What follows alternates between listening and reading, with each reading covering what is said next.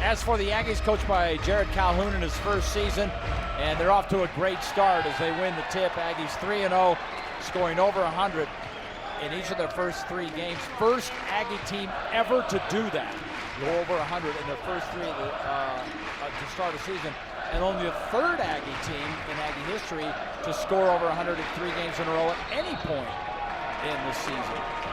Yeah, they can put up numbers. They have offensive threats all over the court. And one thing they've been really good at early on is their ability to share the basketball, and I think that's what's translating the type of points they're putting on the board. You know, it's interesting, pouring over the notes of the last, there were 2 other Aggies teams that went over 100 3 times in a row. One of them was in '67, the other was in 1972. There wasn't even a 3-point shot back there. Yeah. Alley-oop to start things off. Joe Pridgeon gets the scoring going. Yeah. Putting up those type of numbers without a 3-point, that's impressive. Pridgeon, by the way, just threw that down. He's on his 4th collegiate basketball team. Transferred more recently from Northeastern. Mason Falslev working in the post. Gets his own rebound momentarily, but that ball's run down by Money Williams. Money throughout this game. Yeah, that's what you want to see from Mason early in the game. Him coming out, playing aggressively, and just trying to get a physical game going early. Kai Johnson for 3. And they'll go, and here come the Aggies. And Mason's seen a little bit more limited time in these first few games, mostly due to foul trouble and maybe the fact that they're winning quite a bit. But he caught me after the game. He says, "What do I need to do to stay out of foul trouble?" I said, "Hey, there's nothing you can do being an aggressive player. It's just the way it is." If he asked me, I would have just said, "Don't foul." Yeah, that'd also be sound. But you played the game. You can explain things better. I also told him I wasn't great at defense, so I didn't worry about foul trouble too much because I wasn't aggressive enough to get fouls. How cool is that, though, that he, confided in you and trusts your opinion? Yeah. And why not? Yeah. I mean, one of the all-time Aggie greats. Sitting right next to him. I don't know if it was good advice, but it's all I think that's cool that, once an Aggie, always an Aggie, and they're even the Aggies today are willing to lean on you guys. That's awesome. Right, so 1 free throw for Martinez, an 88% free throw shooter, and this place goes quiet when there's a free throw on the way. And Martinez hits them both. Here's Jared Calhoun, first-year coach here, coming out of Youngstown State, where he had back-to-back 20-win seasons. Aggies in a little bit of a containment press, and they sit back into this zone they've been playing. Turnover. Falslev's got it and tried to thread the needle to Drake Allen. It'll stay down here with the Aggies. Allen the transfer from, first of all, Southern Utah, then Utah Valley University. Yeah, Mason with a great pick here. He's got such quick hands, and then just trying to deliver that one on a dime.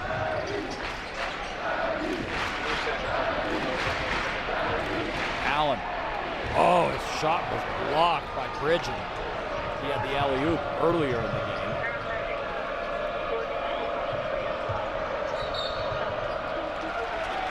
Yeah, this Montana team has a great size and athleticism. They're causing, and that's what we talked about earlier. Are Aggies going to be able to handle these bigger, stronger teams on the interior? Well, they put 101 up on Alcorn State, 103 on Charlotte, and 117 on Westminster. But,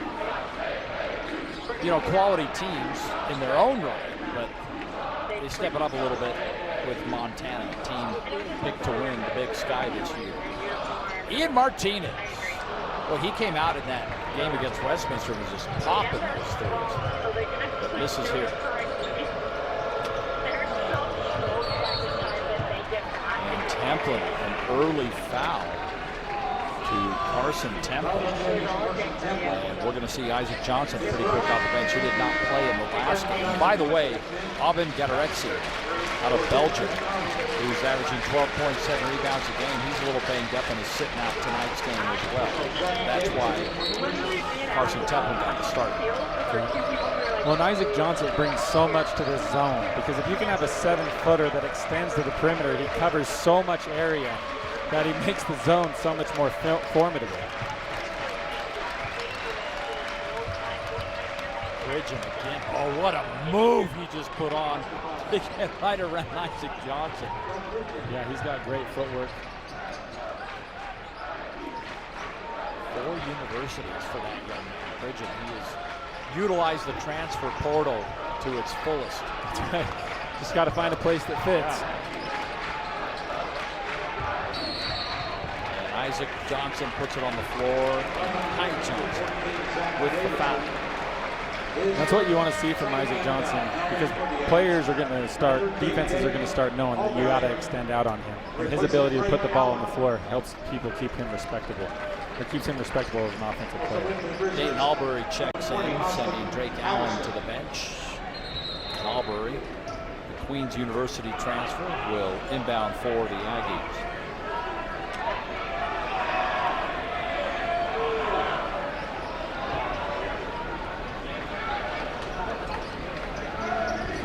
Martinez had a shot blocked by Kai Johnson. Gets it back, though, and gets it back a third time and still fighting. And this time, the Grizzlies come up with it.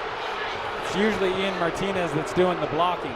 Yeah, no kidding.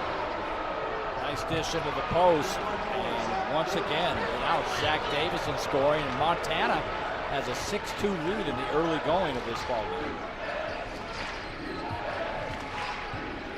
And the Aggies have come out this way against other opponents as well. Johnson for three. That'll get things going. Where they just allow opponents to hang in, and then, you know, it happened with Charlotte. They let them hang in, and then all of a sudden turn that lead on. Oh my, another three from the corner. Joe Pridgeon is filling it up for the Grizzlies. He has 7 of their 9 points. Albury tried to dunk it, blocked at the rim. And I think that was Pridgeon again. He's been everywhere. He's got points, he's got blocks, he's got steals. And right now his team's got a 9-5 lead. Aggie basketball taking on the Grizzlies out of Montana here on KMYU TV locally and the Mountain West Network. Well, we're only about 4 minutes into the game, but already Joe Pridgeon is really filling up the stat sheet here. 7 points, 3 blocks, and he's hit all 3 of his field goal attempts. Yeah, I mean, to start off the game with an alley-oop generally starts to get into a good rhythm, and watching him play and the look in his eye, I remember having that look in a few games where everything just seemed to go right. Yeah. And so he'll be an interesting one to keep an eye on as this game progresses. And on the other side of it, the Aggies have only hit 1 field goal. They are 1 for 8. That was Isaac Johnson's 3. That's it. And then the 2 free throws, but just the 1 field goal. And finally, Ian Martinez gets the shot to go. Isaac Davis is in early. This is the earliest we've seen him in any game. And I think his size and athleticism is going to be a good matchup for Montana. Just a freshman out of Idaho Falls. And a steal. Falslev's got it. I don't think the scouting report said that he played free safety in high school. Yeah, good point. Talented football player, and he fires up the 3, and he got it. Yeah, he does so many things. I mean, he's already got 2 steals in the game. He comes out, even if he doesn't fill it up from the points end, he brings so much to the table that he's a player that you want to have on the court most of the game. His third three-pointer of the season. I suspect he'll get more and more used to it and start putting up even more of those. Yes. That's turnover. When you see Isaac Davis jumping on the floor, the Aggies on the floor, that's what gets the Aggies in the right momentum, the right mindset to play against a hard-nosed physical team like this. Oh, man. Then he turns and helps him up. How about that? That's cool sportsmanship. We saw Dexter Acano there, another young man who's coming off a huge game. He had 17 points, 5 rebounds against Westminster in the last game. He had 15 against Charlotte. So Acano, who's a transfer out of Oregon State, has really helped lift this Aggie team as well. A lot of new faces here. They seem to have gelled early. Johnson's 3 goes, and the Aggies extend the lead to 4. So they have come out on fire since that last time out with an 8-0 run. They may have heard you talking. Apparently. That's what's so dangerous about this team is the amount of players that can just put points on the board. Kai Johnson's 3, no. Pridgeon's there for the rebound and putback. That kid is everywhere. You just get in there, the ball seems to find its way to you, and you're able to convert. He's playing one of those games so far. Johnson again. And that three will not go.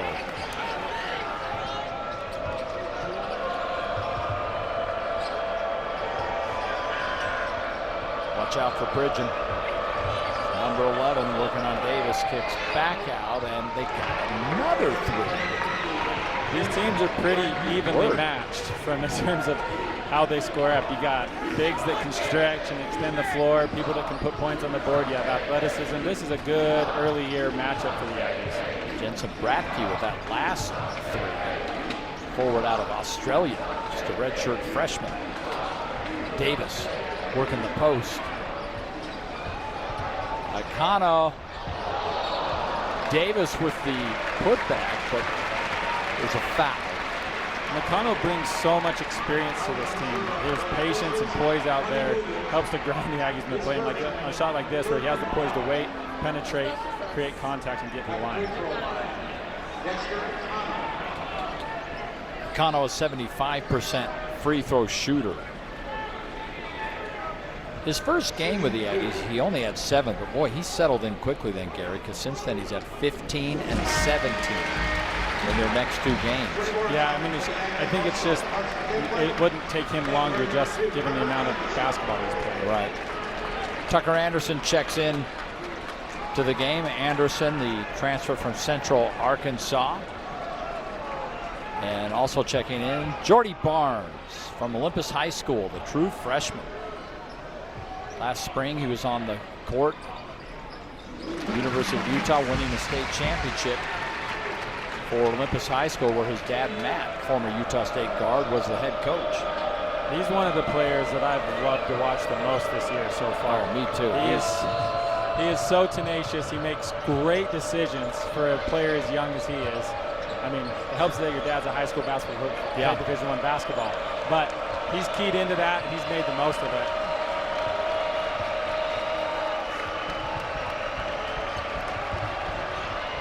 Johnson, and another rebound for the Grizzlies. And that's what you and I talked about earlier too. Rebounding out of a zone becomes that much more difficult. You play bigger teams, that's one of the things you're likely to give up in a zone, is the offensive rebounding. Bridgen actually had a miss. He'd been perfect before that. That might be a good sign for the Aggies.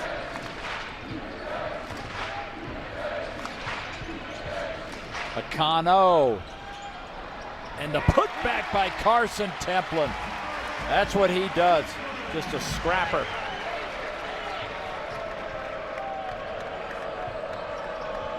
Three-point game. We got a good one 8 minutes into this game. Well, that's what we talked about for Carson Templin early, is his offensive rebounding prowess, his physicalness. That's what he's going to bring. And they call a travel on Kai Johnson. So the senior transfer out of Western Washington tried to put the ball up and in. It's caught moving.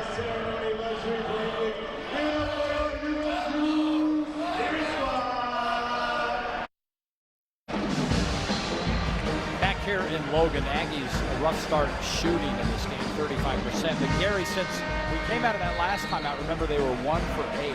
Since then, they've hit 4 of their 6 field goal attempts. So after that timeout, yeah, got something going. And I think they were sharing the basketball. They got a few stops defensively. That helps to get you in transition and get a few easier buckets. And I think that's what's kind of gotten them more out of the shooting slump that they started the game in.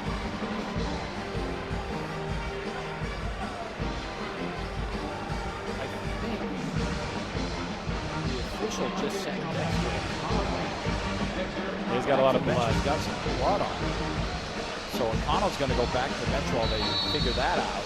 And then Ian Martinez will come back in along with Carson Templin, Jordy Barnes, O'Connell, and, Albury, and Tucker Anderson. And there goes Albury. A little hard off the glass, but look who's got it, Carson Templin.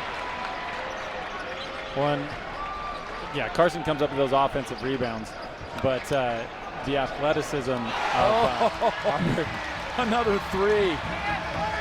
Yeah, you were right. You were about to talk about the athleticism. Yeah, he just everything he gets up, it looks like he could dunk it. It's just he's got so much athleticism. Templin back in the Kobe Golds. Yeah, shoes. He just rotates them out. Yeah. He wants to make sure that everyone sees what he's got on. I don't know what he had on in the Westminster game, but it wasn't the Golds. Yeah, right. I remember thinking about it, but they weren't flashing enough to make mention of it. I think. Yeah, sorry, Carson. Got to earn that. He did tonight. Yes, indeed. 20-14, 6-point Aggie lead. Money Williams, deep three, and Money can't hit that one. Yeah, he seemed to be pretty patient with his game thus far. Haven't heard much from him.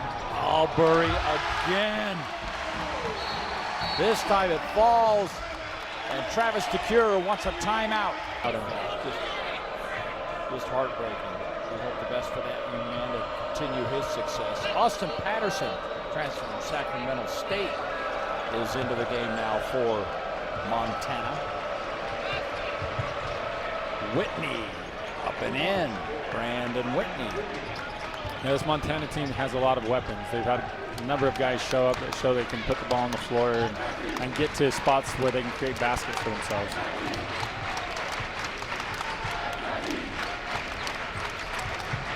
Tucker Anderson. And Anderson gets to the rack. That's what I'm liking seeing from Tucker and from Isaac. They put the ball on the floor. We know they're great shooters. We know they can get the ball off. Now them showing that they can put the ball on the floor to keep the defense respectable.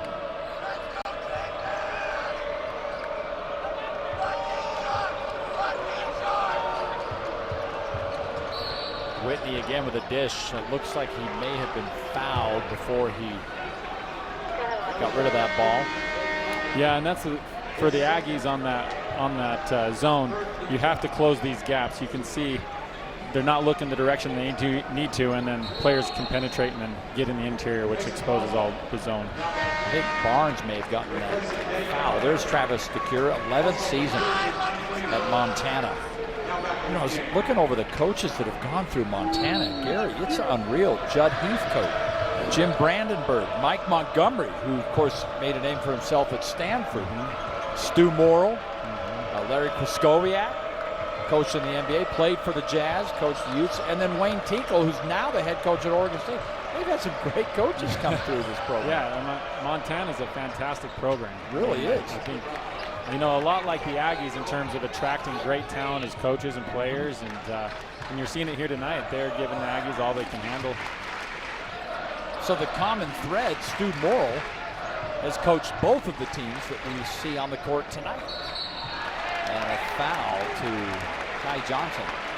Yeah, Coach would talk about his time at Montana and how he appreciated it. He loved being up there, and he seemed to fit well in those environments. Well, they actually have a little homestand coming up, and it begins with the Stu Morrill Classic. So Montana hosts a tournament that's named after Stu Morrill. I assume he's going to be there, but that's how much that he means to that program. Yeah. To have a tournament named after you in one state and then a court named after you in the next state. Right. You're doing some things right, but that's the way it's turning out. The Stu Morrill court right here, Utah State University, as that layup rolls off and Davis back into the game, clears the rebound. Isaac Davis, a lot of fun to watch. Just a freshman. He is such a good player. Yes. And here we go. Davis in the post, working on Pridgeon. Pridgeon thought he had a foul, but that's good, or excuse me, a block, but it's going to be a foul. And then with Davis, you can see he's aggressive. As a freshman, he comes, gets a ball on the block, playing against a very good player. And what you like to see, he's going to go up and try to dunk that ball. I mean, that is a great move for a post like himself. Very athletic player. 6'8", 240-pounder. And you can see how he could just move Pridgeon, and Pridgeon is a big guy himself.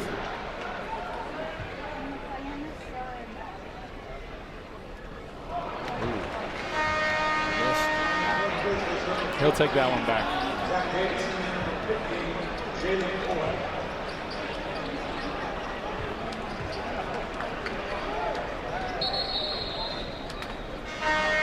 He's only shot one free throw this season prior to that one. And it was against Alcorn State, missed that one. So he's now 0 for 2 on free throws. Just get some time at the line, more maturity. Those will fall. And there you go. That's his first free throw of the year. First free throw is an Aggie. Yeah, I think it's the start of a great career here. He has a lot of talent. Just where you combine another freshman like Jordy Barnes and the two of them together, they're nearly stolen by Allen, and they're still trying to get the ball, and it's going to the Aggies. Allen and Martinez teaming up for that turnover. Yeah, that aggressive defense, and that's what we've seen out of the zone early this season. They're getting deflections, which we've talked about. Their hands on the basketball, they're diving on the court. It's great basketball to watch. Oh, they're going to get Mason Falslip for an offensive foul. The Aggie fans do not like that. Yeah, I think that was a tough call for Mason. There might have been a little bit of an assist on the falling down, but you did see Mason's hand on it. Mm-hmm. And there you go. That's a little payback. That's right. I think when the refs start calling the game that tight, it becomes hard as a player to know what you can and can't do. Well, to this point, they really haven't. And then you get 2 offensive fouls back to back. Mm-hmm. But the Aggie, for a team that scored over 103 games in a row, their defense is actually really pretty good. False slip for 3, not going to go. Yeah. Well, I think that's what's led to the great offense is the fact that they've been able to play such great defense. How about that drive and a little reverse up and in? Austin Patterson, the Sac State transfer senior. Yeah, I mean, that footwork on the perimeter, the shot fake, jab step to be able to get yourself in position, that's one thing that you have to work on as a player. That just doesn't happen.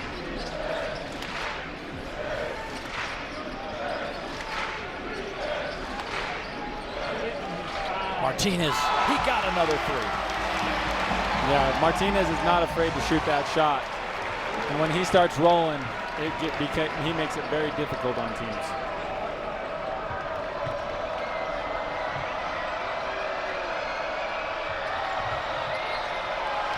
Turnover. Falslove's got it, and Mason will finish. Another steal for Mason, but you can see how that Aggie defense collapsed as they penetrated. That's what you need your zone to do to create problems for players in the passing lanes. Well, it's certainly working out for Utah State early on. Long 3 won't go. And here they come again. Ian Martinez. Oh, he got fouled on a 3. Yeah, and that's what he does, is he puts pressure on defense. Now they know he's such a great shooter. Behind the arc, they have to respect him, and they're coming out too aggressively to foul. Martinez, a transfer from Maryland and then Utah. And he's coming off a 24-point game against Westminster, and we'll get 3 freebies when we come back. Back here in Logan, Stu Morrill Court. You see it right there, center court below the U. Former coach here at Utah State and former coach at Montana, Dave Fox, on Gary Wilkinson, who played for Stu Morrill. You were here the night they named this court after. That was a heck of a night. All of you guys that came back from there. Yeah, I couldn't think of a more deserving person to have the court named after. The time that he spent here, when he could have gone a million other places and coached all over this country, he loved this place, and this is a great honor for him.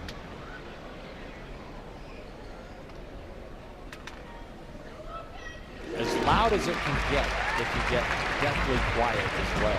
Yeah, I don't remember it getting that quiet when you were playing. In fact, I think it'd be distracting. That's what I was saying in that last game. I agree with you, totally.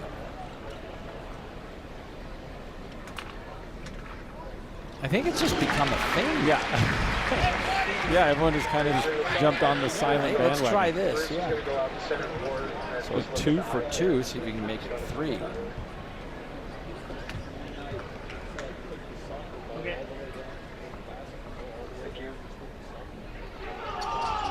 Got it. A little help from the crowd there. Fans up top. Gave him a golf cheer. Get in the hole.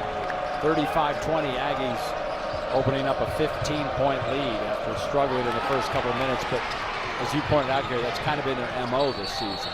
A little bit slower starts to a degree. Well, even being up by 15, it doesn't even feel like they should be up by 15. Yeah, exactly. They've kind of just inched their way into that lead without really any commanding run or streak. They kind of just compiled it on play by play. They improved their shooting, but you're right. There wasn't, anything to really hang your hat on. But they've certainly snuck ahead to a 15-point lead. Well, and they also have 9 turnovers on the Grizzlies, so that definitely helps to keep the ball. They're not getting those possessions to put points on the board. Three-pointer from the corner. It's up and in. And Austin Patterson delivers.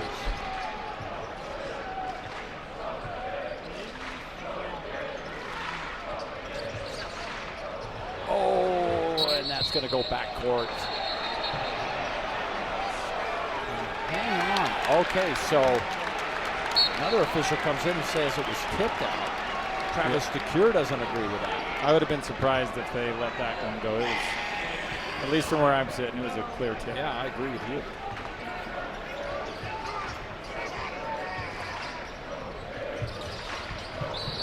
Isaac Johnson puts the ball on the floor, and he is fouled by the freshman Brockton. Yeah, the way Isaac came out tonight, you could see in his shot, shooting with a lot of confidence, ready and prepared. And as a coach, you know what you're going to get from him. He's open, he's going to shoot it. Your teammates know he's going to shoot it, and they get in position to rebound. He brings a lot to this team with his confidence on the offensive end. He hasn't spent a lot of time at the free throw line yet this season. Just 2 free throws this year. He is 2 for 2. Looking to build on that as the crowd goes quiet. And he misses. Oh, an offensive rebound. Carson Templin up and in. He is fired up. Carson Templin plays with so much energy. That's why things work out for him, is because he respects the game. He plays it hard, and he comes up with big plays like that. You were a big man. You had to love it if you got an offensive board off a free throw, especially. Oh yeah, that's what the coup de grace worked your tail off to get a rebound, to come up with that stuff. Coaches love that. Money Williams with a 3.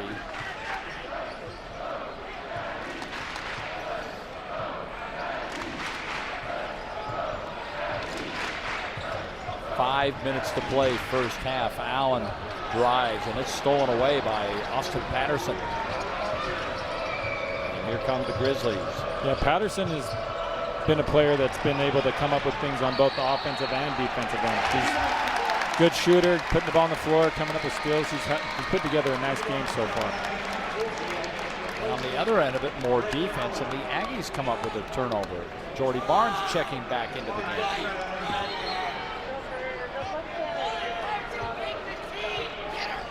We were talking about it in the early going, first few games of the season. They just kind of tried to feel everyone out and see who's going to get some minutes. And it's clear Jordy Barnes has found a spot in this rotation. And Ian Martinez, he misses, but there's a foul underneath. And looks like someone fouled Templin. Yeah, but Jordy, even in those first few games where he's kind of getting the scrap minutes, you could see a different mindset from him, a different level of IQ in terms of how he played the game. He's kind of 2 steps ahead of where things are at, which is going to be really scary considering he's only a freshman. Yeah, he's got a bright future here. You remember back in the first game, I was texting his dad, Matt Barnes, former Aggie. And what was it I had asked him? Did you have the green light? His response was, always, money. Yeah, that's right. That type of confidence I'll always take. Exactly. Well, and that's the way he coaches his Olympus team that Jordy played for. I mean, he's just got a bunch of shooters. Mm-hmm. I would have loved it there. Yeah. Templin can't get the free throw to fall.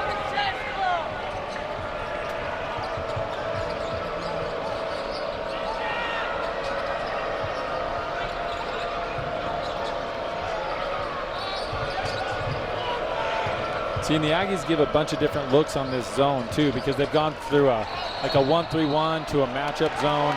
It's kind of throwing teams off in terms of how they how they prepare for him, and the type of zone they're going to play against.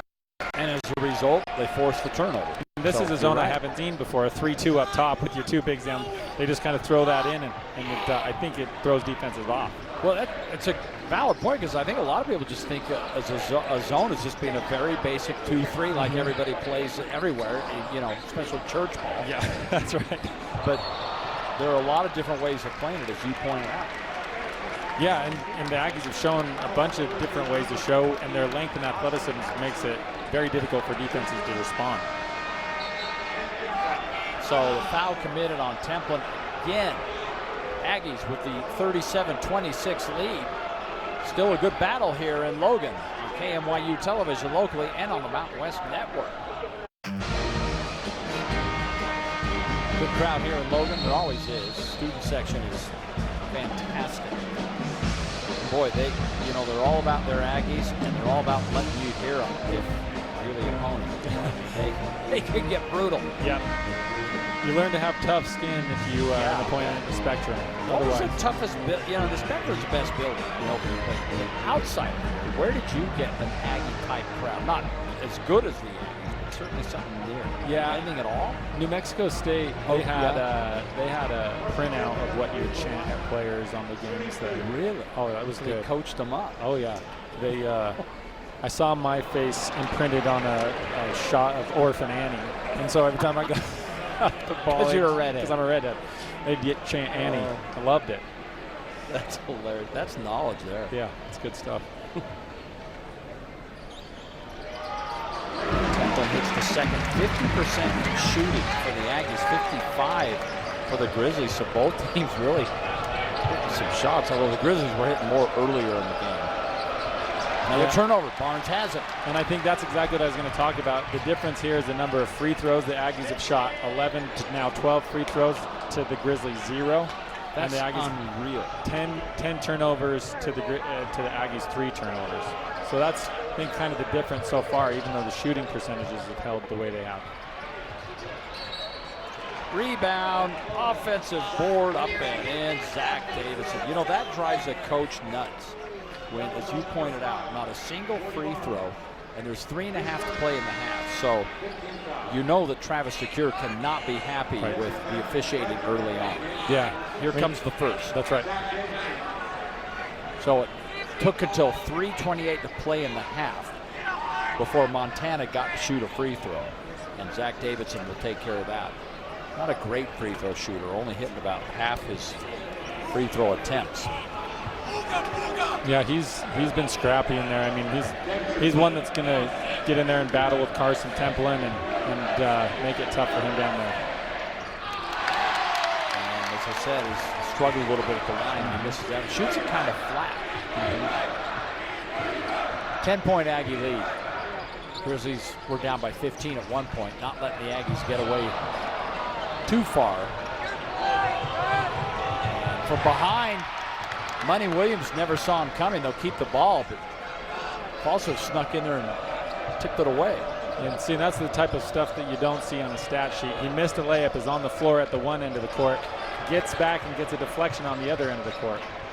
The dish from Money to Bratke. Yeah, and now suddenly an 8-point lead. This is where the Aggies need to learn to start putting pressure and keeping pressure on teams. Before they were just able to take the lead, and then they just kept the pressure on and continued their lead. Whereas Montana's such a good team that they can't just take their foot off the pedal. Because in their first 3 games, every time they did that, you almost got the sense the game was over. It just kept growing. Right. But not in this one.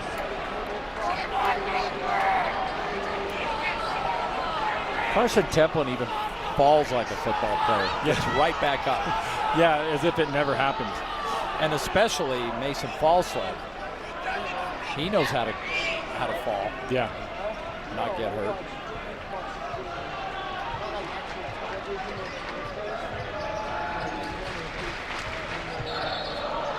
Offensive foul. Barnes can't believe it. On a pick. Looks like Coach Calhoun agreed with the ref on that one. He went right to Jordy, didn't he? He started telling him what he did. good in-game teaching moments. That's what we call those. Yep.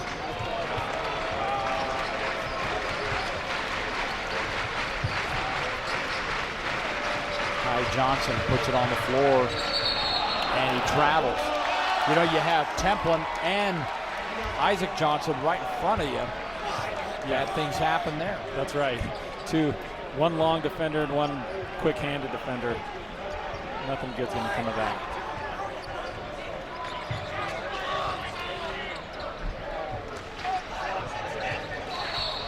Another offensive foul. And this one is on Falsley.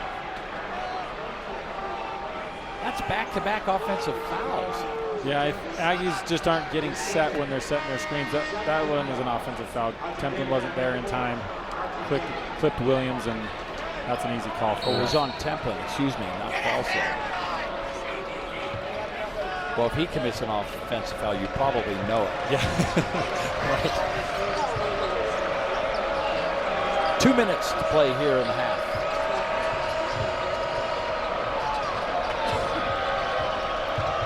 Money Williams loses the ball.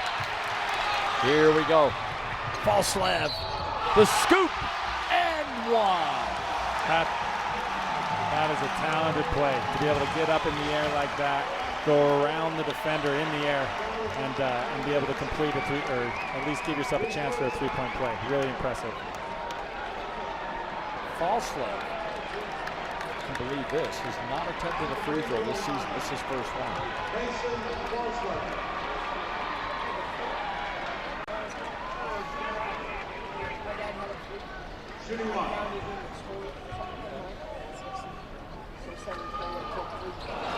Missed it. But they get the ball back. Yeah. The Aggies are leaving a lot of points on the foul line tonight. I think practices might be focusing on that a little bit. Yeah, it's usually what happens when you get that result. They're fortunate that Montana's hardly shooting any. Martinez blocked by Johnson, but right back in. By the way, if you're wondering who number 41 is, it's not a new player. As Falsley goes up and in again. That's Dexter O'Connell. Remember, he had the blood on the jersey. They went and got him another jersey.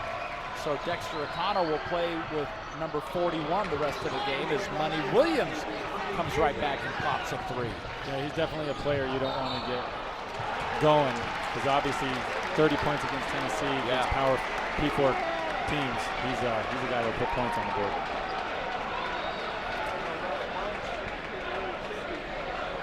Yeah, and he's done it twice this year. It's kind of interesting. They've either won by 30 or lost by 30. They have 2 wins, and both are by over 30. That was Hawaii Hilo and Northwest Indian College. And they have 2 losses, and both were lost by at least 30 to Tennessee and Oregon. Do we know why Dexter is... But credit them for playing Tennessee and Oregon. Right, that's what I was going to say. Hey, that's a lot of confidence coming out and say, hey, we're going to compete with these teams. Honestly, I think it shows you what you need to work on and prepares you for conference play when you're willing to put yourself on the line like that. My answer was question, or was my question. With free throws and 11-point lead again for the Aggies. And he's got 17 points in the first half. He's been putting together some really big games.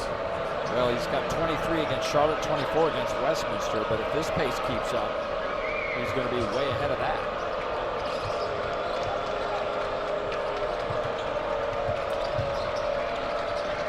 The freshman from Australia hits the little jumper. Yeah, I remember those Australians, they like to shoot. Those big men like to shoot. Played against a lot of them.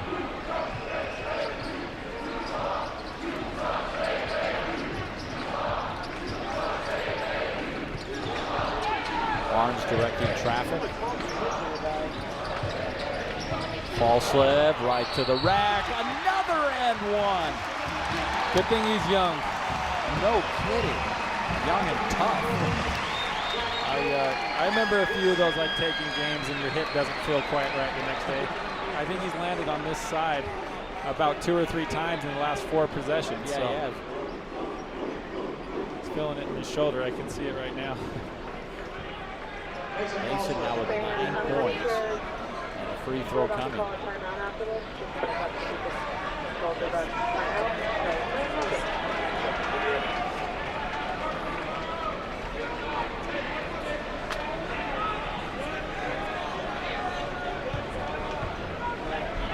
right, one shot to put the Aggies up a dozen. There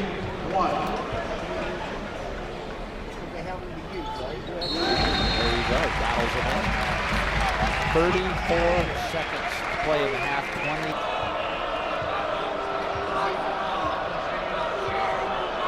Money Williams will handle the ball. Shot clock and game clock very close. Only a couple seconds off.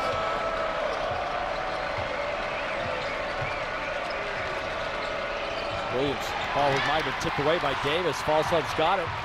Seconds to play in the half, and he scoops it up and in. What a half late in this half it's been for Mason Falslett. Wow, that shot had a look. The Aggies are going to head to the locker room, Gary, up 49-35. Yeah, and I think this lead isn't representative of how the half went. I mean, Aggies kind of increase it there at the end with a few good defensive stops, but Montana's hung in there, and I would expect nothing less for them continuing in the second half. 14 points for Mason Falslett. Ian Martinez with 17. We're going to take a timeout here. Halftime coming your way next. Welcome back here to Logan. Pretty good game going on between the Aggies and Montana. Dave Fox on with Gary Wilkinson, former Aggie great, who played for Stu Morrill, whose name is on this basketball court, and coached both Montana and Utah State throughout his career. And as we start the second half, obviously designed play with a lob to Kemplin, but he draws the foul. And Gary, in the first half, Mason Falslett 14 points, and for Falslett that represents a season high. And Ian Martinez with 17 points. His season high is 24, but he's on his way to a great game. Yeah, I mean, and that's what you'd expect from both these players. They're returning players who had great years the year before. They can obviously put up numbers. For Mason, this is good. He's going to get him in a good rhythm, good mindset moving further into the season. Temple still struggling a little bit at the free throw line. 12 of 17 as a team tonight, and now 13 of 18. But it's still remarkable that Montana has shot one free throw in this game, just one. And with as many turnovers as the Aggies have on Montana, that shows that they're playing aggressive defense. Yeah. So either they're not fouling and playing good defense, or maybe those calls aren't going Montana's way. Who knows? Money Williams, and one. Now they'll get another free throw. Yeah, and this is, I'm sure the Grizzlies in their halftime conversation wanted to get Money going. He's the driving force on the offensive end, so they're going to want to put the ball in his hands the majority of the second half to see if they can get him in the type of rhythm they need him to be in.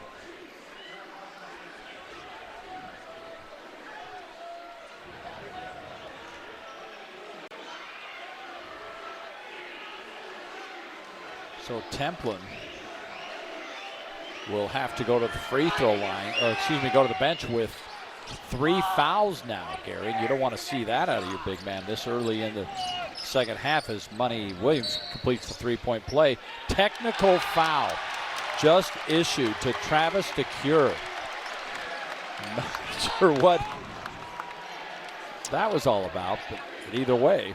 Sometimes as a player, when your head coach gets a technical foul, it kind of galvanizes you as a team because you feel like your coach is behind you, he's arguing on your behalf. Sometimes that can spark a few things as a team.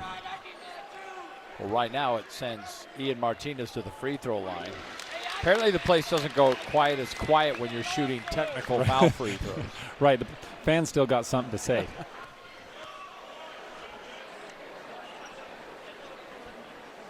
Now it goes quiet. And he hits them both.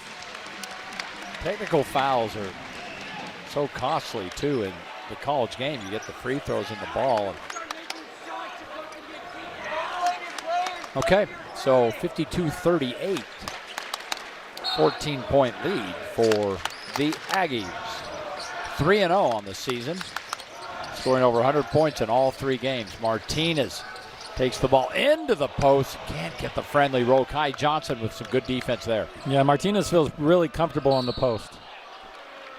So he's willing to go in down there. Look who's forcing the action now, Gary. Money Williams.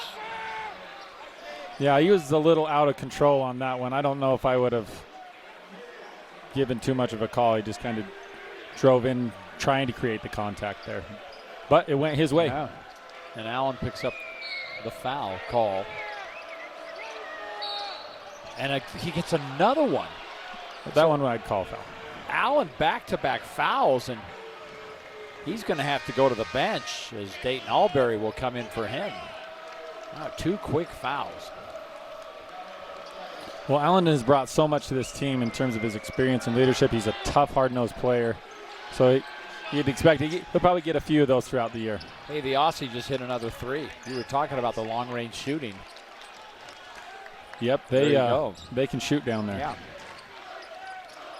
By the way, again, if you're an Aggie fan and you're watching and you're wondering who number 41 is, that's Dexter Acano. Normally number 7. He got some blood on his jersey and they went and switched it out.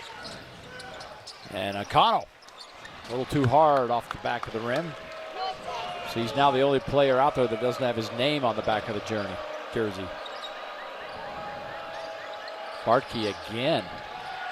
A little strong, but it'll stay down here. The Aggies say they've got it, and it seemed to go pretty clearly off the hand of Johnson, but we'll see what the refs come up with. Yeah, it's going to stay here. And Money Williams will inbound it. Money, the sophomore out of Oakland, California. A lot of people think he's got some NBA potential. And Pridgeon kicks out 3. Yeah, I mean, Money's young. He's only a sophomore, so he's got a lot of basketball left to play at Montana. And with 2 30-point games against P4 schools, that should say about what his potential could be. Yeah, exactly. They lost the games by about that much, but he certainly played well in there. And there he goes again. So smooth. Williams creating his shot up and in, and the lead is trimmed to 9. And it's like we talked about coming in at the top of the half. Money Williams is going to have hit the ball in his hands quite frequently, and he's making things happen. Falslip, spin move, blocked by Bratke. Not sure he saw him after that spin move, and they cut into it even further. It's kind of reminiscent of the way the game started. That's right. And kick out. Kai Johnson looked at a 3, moves in, and we've got a 4-point game. Well, Montana's sharing the basketball. They're moving around. They're waiting and being patient for open shots. I mean, it's going to be the tale of 2 halves if they continue down this stretch.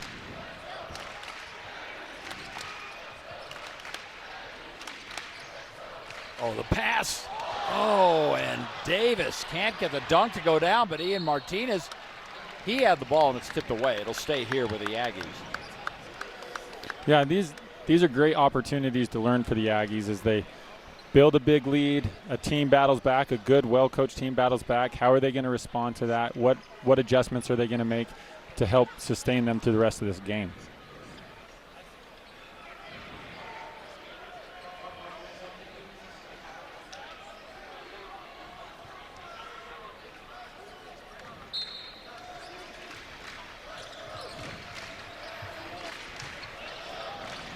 Dexter Acano wearing number 41, the Oregon State transfer. Oh, and Dayton Albury just lost the ball on the dribble. And I think he saw that he had 2 open in the lane and it surprised him. He wasn't ready for that. So a 4-point lead for the Aggies.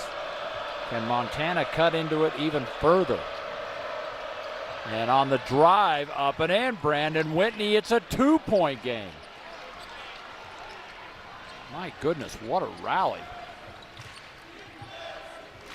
Well, basketball is a game of hills and valleys. That'll get you well. 3-pointer.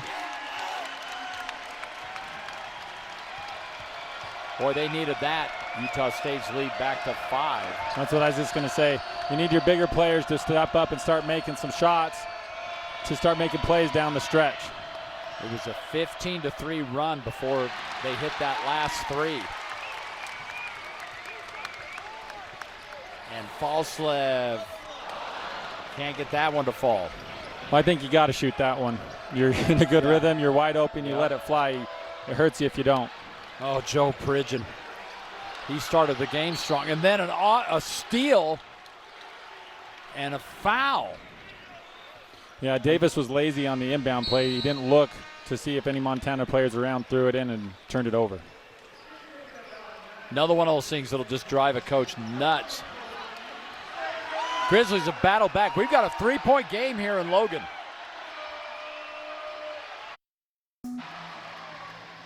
Grizzlies have outscored the Aggies 17-6 in this second half, Gary, and all you have to do is look at the shooting. Field goals for the Aggies, they've hit one for 7, while Montana's hit 7 out of 10. Yeah, and I think a pattern for me is the Aggies' defense is the driving force to their offense. If they can get stops on the defensive end, they seem to be able to convert on the offense. But if the team is scoring, they really have struggled coming down in an offensive set and getting in a good rhythm. Well, and it's worked out so far for Montana. Brandon Whitney goes to the free throw line, and as quiet as it gets when the Aggies are shooting, you see what the visitor free throws are looking at there, and now the fans really love it. Yeah, they've done their job. Their coach, Travis Takura, in his 11th season, as you said, he's just continuing a long tradition of just, quality basketball. Judd Heathcote, Jim Brandenburg, Mike Montgomery, Stu Morrill, Larry Kraskowiak, just to name a few, Wayne Tinkle, who's now the head coach at Oregon State. They've all come through Montana. Yeah, that's a fantastic pedigree for the school. Three-pointer on the way for Akano. And Templin thought he might have had it. It's out of bounds. And this has been really a struggle for the Aggies in the second half, but credit Montana for what they have done. Yeah, this is where the Aggies need to respond. These two teams have played in this building against each other 20 times over the years, and the Aggies have won 17 of them. Just dominated here in Logan. I would say that's true of a lot of teams that have played against that. That's true here. But right now, they're hanging tough as Johnson. Shot won't go. Another offensive rebound for Joe Pridgeon and another three on the way. And now the Aggies have the ball. Carson Templin with it.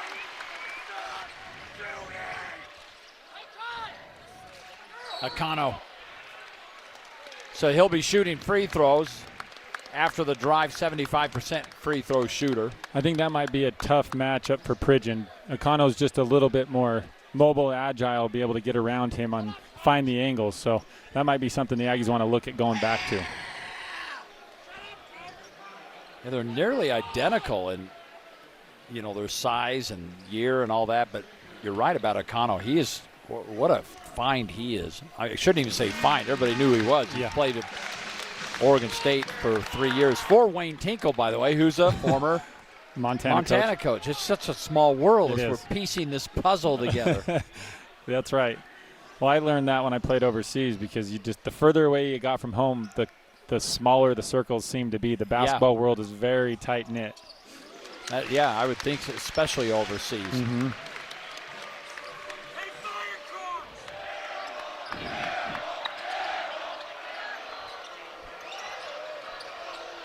Kai Johnson dishes inside. And the block for Templin. And then he harasses Bratke into the miss. That was fantastic defense. He stood straight up. He made the defense make it over him. And then an offensive rebound. How about that? Carson Templin doing work.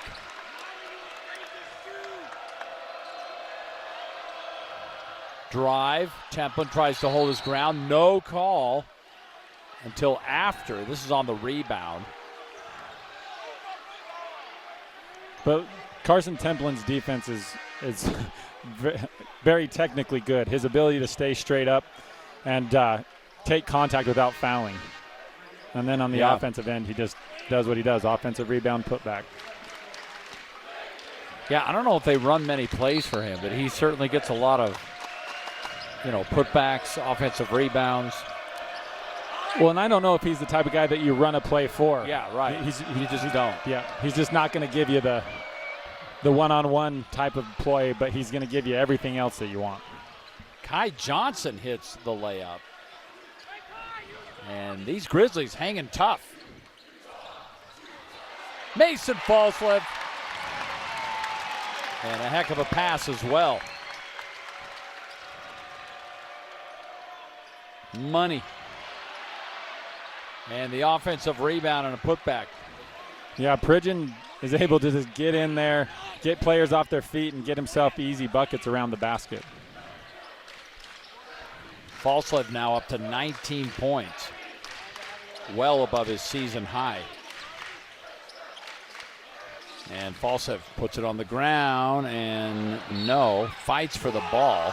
This is going to go the other way as Bradkey secures the board. Fans don't like that. And the Grizzlies continue to battle. Yeah, this one. Yeah, it's hard to see where the call may have come from there, but ref had a better viewpoint than I did. Want to know? We had the benefit of the replay. Yeah. Yeah, you had to point that out, huh? Sorry. 4-point game here in Logan. And Money Williams, oh, what a move. Can't get it to fall, though. And in the game now, Tucker Anderson, number 2, just came away with that rebound. Isaac Johnson also back into the game. And there's a foul on Money on Ian Martinez. It'd be ball out of bounds. Yeah, trying to split the defense here caught Money reaching. And that's one thing, if you can get him to foul trouble, get him out of the game, that's definitely a weapon that you can take away that you have to defend against. Yeah, and he is going to the bench. Amari Jetkins will check in, transfer from Green Bay. And Bradkey also going to the bench.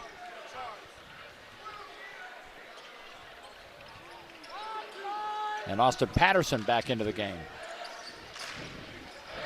Martinez looks at the 3 and he got it. Yeah, to come off a pin down, body movement and control, knock down that 3. Martinez has got a lot of weapons in his repertoire. And that's Ian's first points of the second half. Oh, what a pass underneath and the finish by Pridgeon. And that's why you have to seal off the up top on that zone, because once you get past those first 2 defenders, the zone opens up and you can pick it apart just like what happened there. Yeah, Pridgeon made him pay, and we're back to a 5-point game, but a pass underneath, and Isaac Johnson is wide open.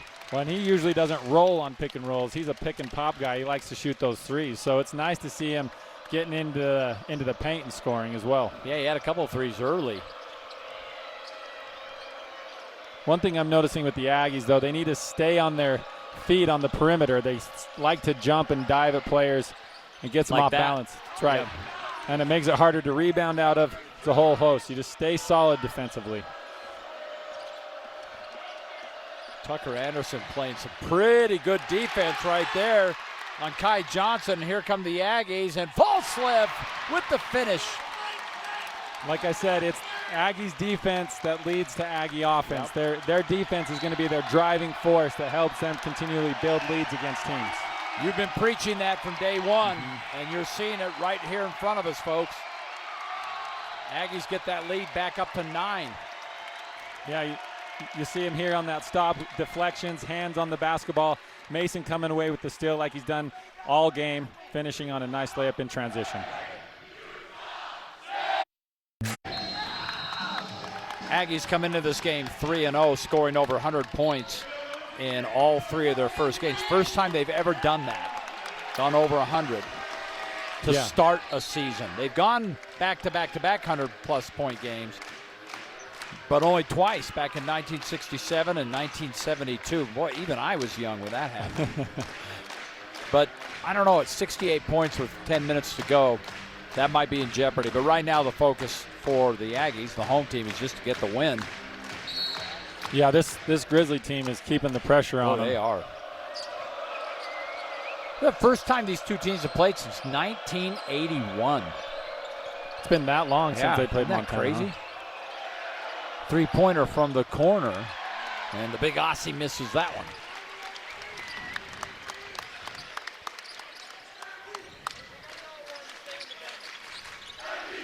Good crowd on hand for a Monday night game here in the Spectrum, the Stu Morrill Court.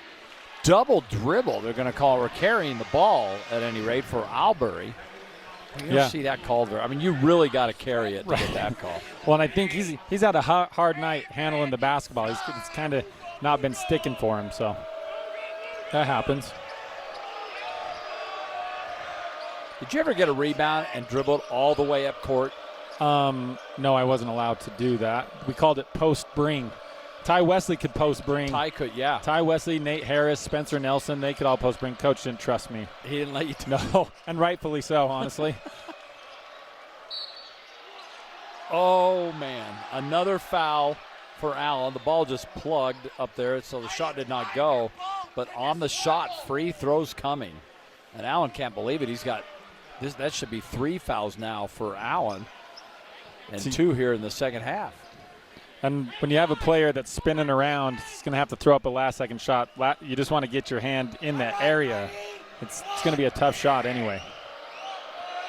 So Money Williams, 75% free throw shooter, connects. Williams now with 14. And if he hits this one, he'll match Joe Pridgeon for the scoring honors. So far from Montana, he does. They each have 15 points. Yeah, he's got a smooth shot. He's a very confident shooter. Under 10 to play in a good ball game up here, Logan. Allen for 3.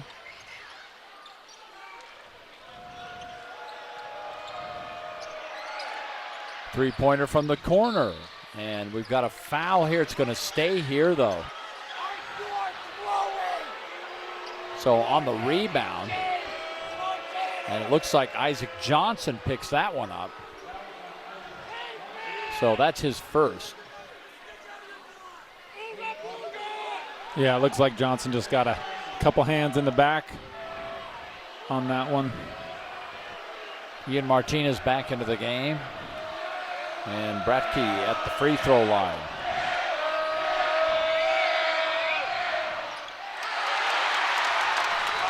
Fans doing their job.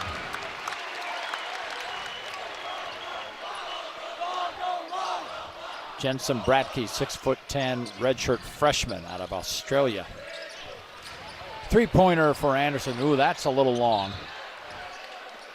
Tucker Anderson, you get the sense he's going to be a pretty good shooter. But yeah, he has struggled early on, right? Coming into this game, he was hitting about 25% on his threes. Yeah, and you just got to keep shooting. I mean, statistics generally bear out. It's hard as a shooter because you get in your head and you don't want to let your team down, but the best thing you can do is just keep shooting. Yep.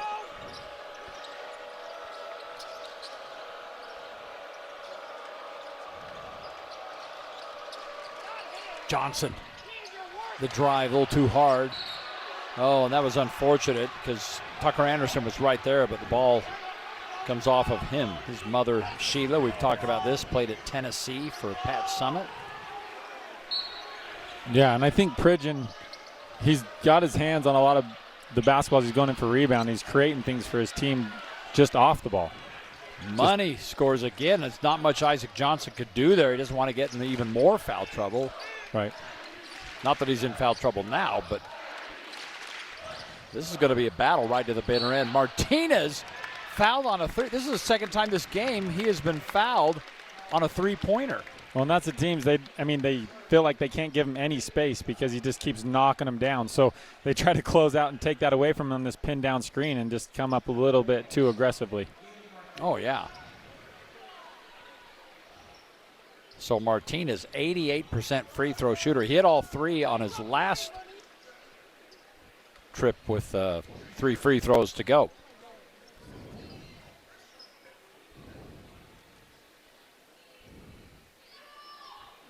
They definitely quiet all the way down for Ian. Yeah, well, and he allows it to be quiet because his free throw takes about 7 to 8 seconds. He uses it all.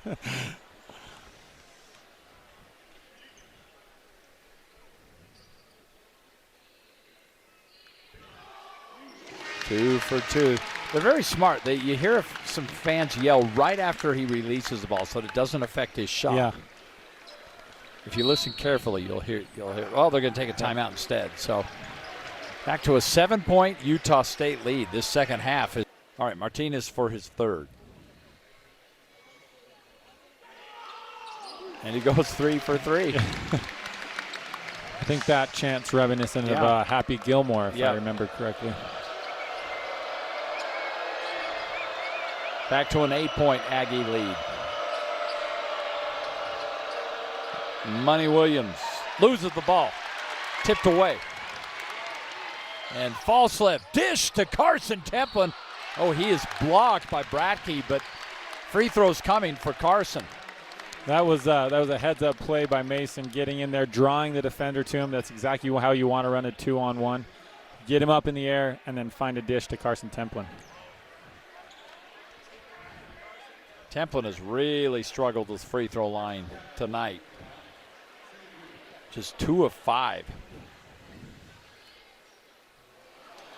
And free throws. You might get a phone call from him. Yeah. Free throws are a mental game. You miss a couple, and then you start thinking about what you're doing, and that's the worst thing you can do. Just don't think about it. Well, he's still thinking. But how about an offensive board for Allen? And Mason Fallslip takes it right to the rack. So he takes care of Templin's 2 free throws. You know, it's funny. I watch Mason jump all over the court, and then he gets a wide open lane, and I think he's going to dunk it, and he just wants to lay it up. Well, he can dunk it if he wants to. Yeah, we've seen that, but you're right. I think he's just living up to the mustache he has, just layups.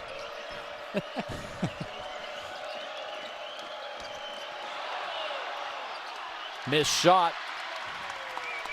Fallslip was on defense there. Playing both ends of the court. Templin. Battle of the big men.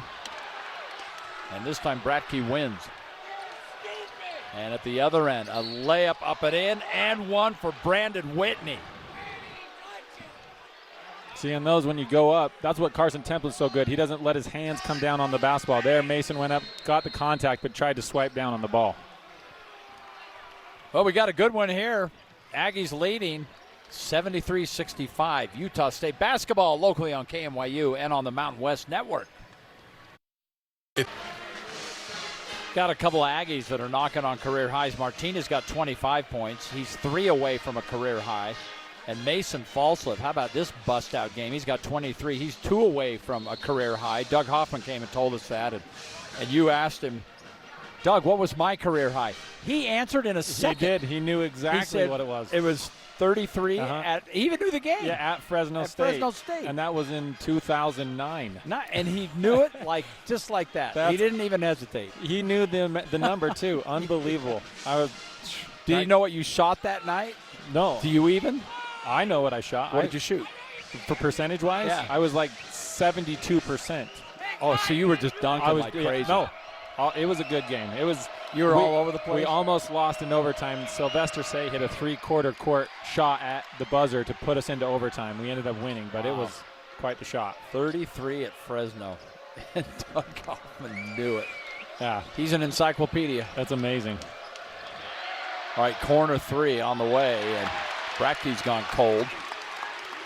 Yeah, he's leaning back in his shot, not getting his weight going forward. That's why he's getting short. Happens when you're tired. Isaac Johnson. And Johnson dribbled it one too many times. When Pridgeon comes over there, probably time for big man to pick it up. Yep.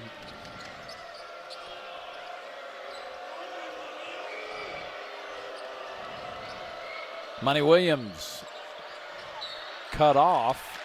He stepped out of bounds. See, the Aggies bring their center big up on that zone on those high ball screens. It's a hard look for offenses to understand how to prepare against that, because you usually don't see that. That is the defense and the offense that Jared Calhoun brought with him. Quite a bit different look, especially offensively, from the team we saw last year, coached by Danny Sprinkle, who's now at the University of Washington. Yeah. You know, you get a chance to see some great coaches here at Utah State and their philosophies and their styles. Yep. And it seems to all work for the Aggies. Well, this group has adopted this philosophy quickly.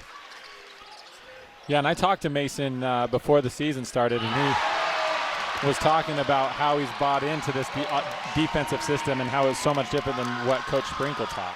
You know, one thing, a little advantage they had, they did one of those European tours as we got another turnover behind the back, and Martinez will be shooting free throws. But those European tours, especially for a new coaching staff, I think they only played like 3 or 4 games, and they won them all. What a bonus that is. Yes. You get all that practice time. I mean, all those type of things you wouldn't normally get. Yeah, and European basketball is fantastic basketball. So it's not like you're going over there and just wasting your time with the talent. Yeah, you're just not going over to be a tourist. Right, right. It's good basketball, and obviously, like to your point, it's paying off. Yep. I think any coach will tell you that the biggest benefit is they get all those practices. Yeah. It's kind of like if a football team gets to a bowl game, you instantly get 15 practices. Mm-hmm. And for a lot of coaches, that's the real benefit. Mm-hmm. You just got to keep working with your to players. Keep working, yeah. The players may not see the practices the same way. Yeah, that's probably true. I remember when we made the NCAA tournament, I'm like, awesome, 7 more practices. Here we go. Yeah. That's right. And then they do those semi-fake practices that are for the fans in the arena. And then you go to another venue. You think, I'm all set. That's it. That's all we got to do is practice the shot. Next thing you know, half an hour later, Stu's got you at some high school gym. Oh, yeah. Going through a 2.5 hour or whatever practice. I remember we practiced one time in a hotel conference room with it was all taped out where the key was. And and we played that way. 3-pointer again. Ian Martinez, and I believe he has hit his career high. That's right. And shots like that, I mean, he's fading away, long range, just difficult level of shot. What a game for Martinez as Bradkey launches up a 3. And Martinez just throws his hands up like, what do? I had a hand right in his face. Probably the same thing Martinez defender did when he hit his 3. 81-70, 5 minutes to play here in Logan. Two teams formerly coached by Stu Morrill playing on Stu Morrill court as Akano drives and he finishes. He has a strong body that can take that contact and be able to finish through that. And, I mean, you see that from pretty much every Aggie player. They have just their strength to finish through contact has been really impressive. Crowd comes to life as we approach 4.5 to play in a 13-point game. And there's a foul. Is that on Allen again? It is. Oh, man, that's 4. And Jordy Barnes, who we haven't seen in a while because he got some quick fouls, is getting set to check in. And it looks like Allen's going to have to go to the bench. Yeah, and Allen was giving him good minutes. He's making some shots. He's coming up with some good plays on the defensive end. They're going to need him down the stretch.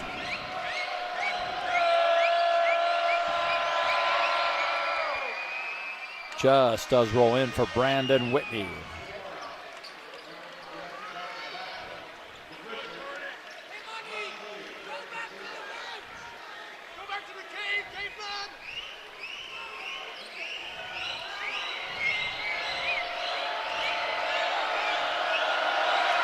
Whitney is 70% free throw shooter, gets 1 of 2, and Falstaff with the board, and here we come.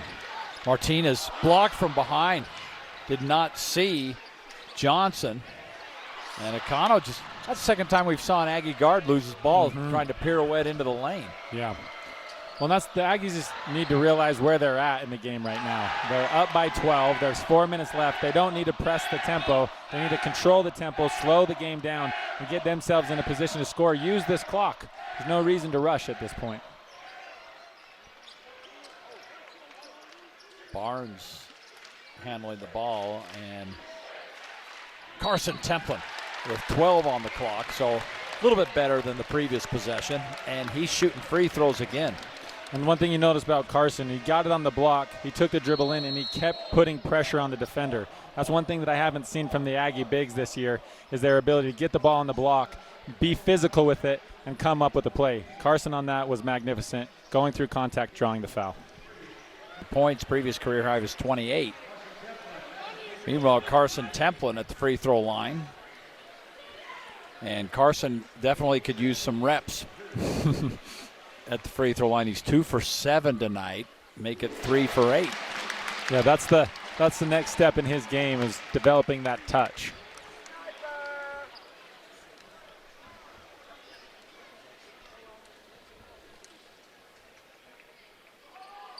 And he does it. Got it How about there. that? 2 for 2 trips. So now the lead back to what it was at halftime. But Montana showed they can cut into this lead pretty quick.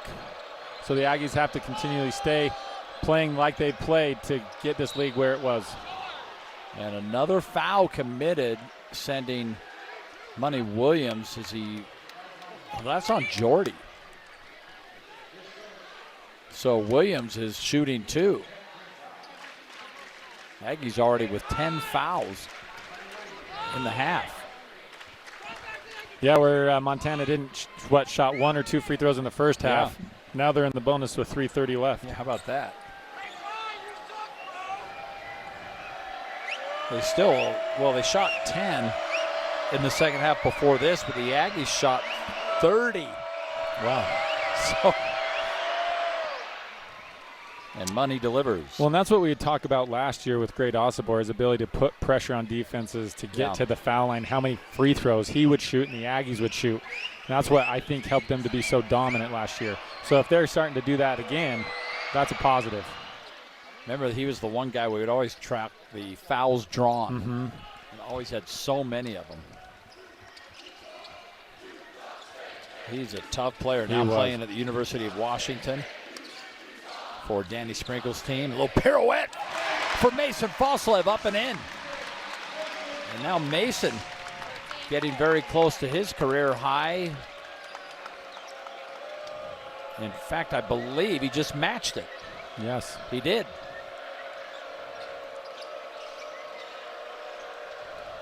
Pridgeon. Kick out, blocked for, Falslev says, I got to have a review on this. Let's take a look here.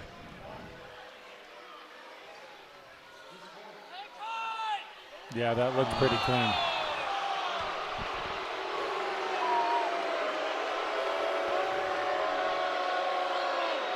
Well, either way, they're shooting free throws, but Money Williams does not hit it. He's staring right into the belly of the beast there. With all those fans on the east end of the spectrum. That's one thing about these Aggie fans. They feel they've done their job when a person misses a free throw. But and he's missed 2 on a 3B trip.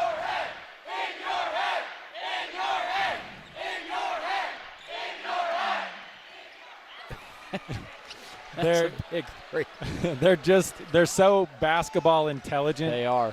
that they cheer at the right times. They have their chants are great for college basketball. It's a great environment. They don't need a chart to tell them what to cheer. Right. Against. They just know. Yeah. Templin, kick out. Martinez for 3. Oh man, that place would have gone nuts if he'd hit that. 2:40 to play. And the Aggies up 87-74. This Montana team has hit his guts out, but I believe that's 4 fouls on Jordy. And it is. It's going to happen. When he plays aggressive, and the same thing I told Mason, when you play aggressive basketball, sometimes you pick up 1 or 2 quick early fouls, and that's just the way the game goes. You can't change how you play. These players got to love knowing that you're here watching all these games. That's why they can call you, because if anyone knows their game, it's you. Yeah. Because you do so many of these games that we're fortunate to broadcast. We love our relationship with Utah State here locally. Well, they do the same thing that I did with the Aggies that, So who would you have called in your day? Oh, I played with Spencer Nelson in Greece. Nate Harris, Cass Mateus was around as a grad assistant. JC was there and then left. There's a whole host of players that you could lean on. Yeah, and Spencer came up and played in the summer times, and he would give us some thoughts on some things, and he's obviously got a lot of basketball knowledge. Drake Allen with a layup. Back to a 15-point Aggie lead with a minute to go. And another foul. Maybe they're just fouling so they can get the ball back to try to get over 100. Right. 3 threes would do it. Yep. But you only have a minute. They've had this planned out since the game began. Well, again, and you've preached this from day one. This defense it's not your standard just stand in that zone with two hands up. They are very aggressive about it. Yeah, and they have a lot of different looks too that just kind of make it difficult to prep for. Are you prepping for a 2-3? You're prepping for a 1-3-1? You're prepping for a 3-2? And Mason Falsov just fouled out. But Gary, he fouls out with a heck of a game. 25 points, 3 rebounds, 5 steals, which coaches love to see that. And then Jordy Barnes checks back into the game, and he's got 4 fouls. So a good night for Falslev. And, oh, boy, on the offensive board, right back up and in. 1 minute to go, 12-point Aggie lead. And hold on. Officials have something to talk about here.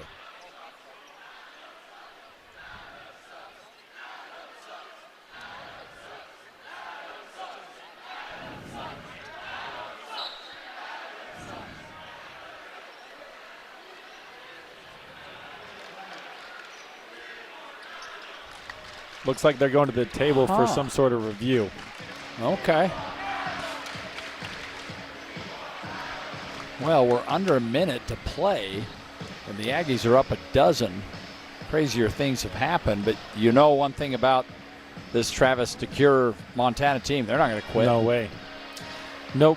And they've shown that throughout the whole game. They've gone down. This is a tough place to get down and have this crowd into it, but they've battled back. They've answered. They've stepped up when they needed to, and it made it a fun game. I'm going to break away here and get the call here from the official. Hang tight. Stop the clock at a minute. They should have kept running. You stop under a minute. So they kept running with this. Is this just to check the clock? Yeah. Okay. So they stop the clock. They do that under a minute. I think they're actually checking to see the time. Yeah. And not sure it's going to matter a whole lot, but you got to get it right. Now Ian Martinez is asking the official the same thing. What are we doing here? And he explains it to him. So we could tell him 59.9 is good. Yeah. Yeah. I don't know if that tenth of a second changes much, but.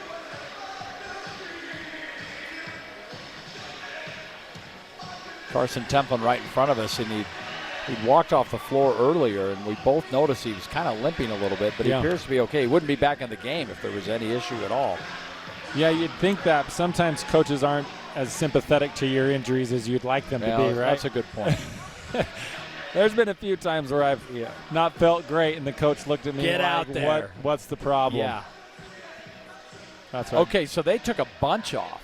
That's why. So now the clock is down to 53.8. Okay, well, good. Well, they got that sorted out, and Jordy Barnes will inbound the ball.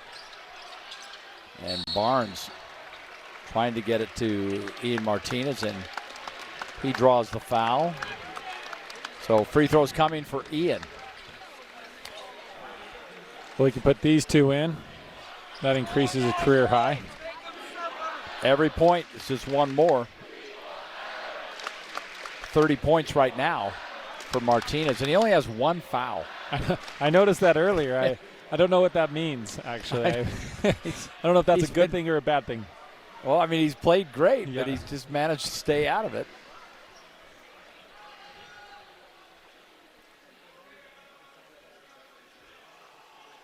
He's been great at the free throw line, though. But generally speaking, I mean, obviously the majority of your fouls come playing defense, and I don't know if it's the same way here or if it was the same way with Stu, but generally your leading scorer, your offensive threat, you don't have defending the best offensive player on the other team. That is it. So you that's can true. stay out of foul trouble Absolutely. a little easier. Yeah. Yep.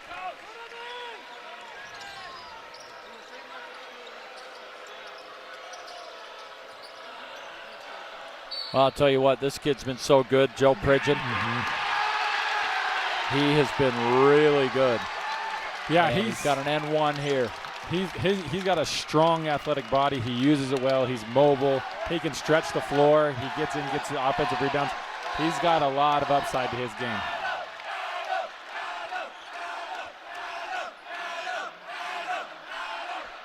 I'm not sure what the Aggie fans are cheering about here. But I don't know what that is either. I think they're talking to Austin Patterson, but they've made up a name they're for calling him. him Adam. Yeah. These fans are the best. Yeah.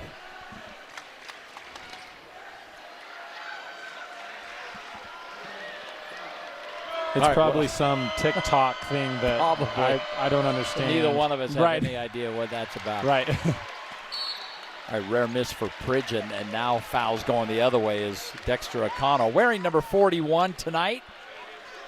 He'll get his number 7 jersey cleaned up and ready to go for the next game. Yeah, I don't know if that was his blood or somebody else's. Either way, yeah. So Ian Martinez now, we're told, set a record for free throws made in a game without a miss. He has been great, 16 for 16. In the previous record, you're going to love this, J.C. Carroll. Oh. He went 15 for 15 in a game. I think I need to go see J.C. Carroll tomorrow and tell him that news. Tell him the record has been broken, 16 for 16 for Ian Martinez. In fact, I think I should text him to turn on the broadcast right now so I can tell him over on air. Over the air? Yeah.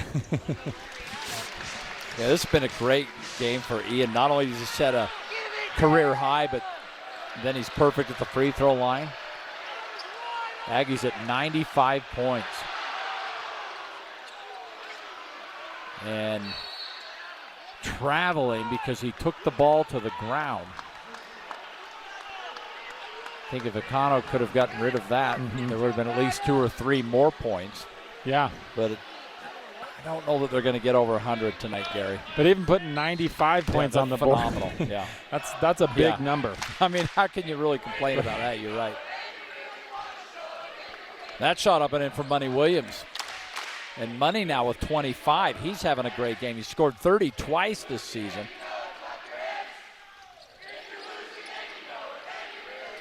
Allen's going to carry the ball across for the Aggies, and that's just about going to do it. Yeah, Shot clock and game clock dead even. They don't even have to shoot the ball. And the Aggies are going to go to 4-0. This was a hard-fought battle, though, without a doubt, as they win it 95-83. But, man, they had to really show their mettle in this second half, Gary. Absolutely, and I think that's what Coach Calhoun wanted from this game, is to just give them a little taste of what the hard-nosed type of basketball play that they got to be prepared for as this season progresses. And Montana really showed up tonight and played that type of game. Well, we've carried you through the first 4 games of the